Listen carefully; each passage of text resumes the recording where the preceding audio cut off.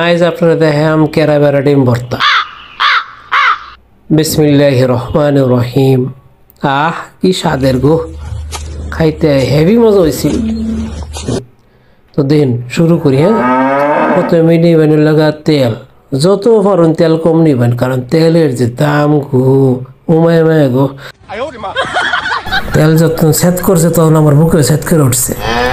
এরপরে কতলি মরিচ লইয়া এই তেলের উপরে দিবেন, যতক্ষণে গন্ধ না হইব ততক্ষণে ঘুরবাইন আর জাল দিবেন। জল দেওয়ার পরে লাল হয়ে যাবো। এরপরে ডাল লাগা পেঁয়াজ আর লাগা রসুন। পেঁয়াজ আর রসুন ডালার সময় দেখবেন এটা যেন ঠিক মতন কেরা বেড়া একার মনে করেন যে সুন্দর করে যাতে কেরা বেড়া করুন যা সুন্দর করে কেরা বেড়া করবেন। লাগলে একটু ড্যান্স দিবেন আর কেরা বেড়া করাইবেন। কেরা বেড়া করতে এটা যখন একটু লাল হয়ে যাবো আবার আসিয়ে দিছিলাম নি, যাক আবার কেরা বেড়া করুন। কেরা বেড়া করতে ইতা দেখুন আবার লাল হয়ে যাবো গা। এরপরে ইতানরে তুইলা ইতানরে রাইকা আবার ইতানের উপরে মনে করেন যে কতলি সুহা বাগুন দিবেন। সুহা বাগুন চিনেন তো, ইয়া টক টমেটো কয় ইতারে। এটা টক টমেটো যখন মনে করেন যে আবার মানে লাল হলে ভাজা হয়ে যাবো গা।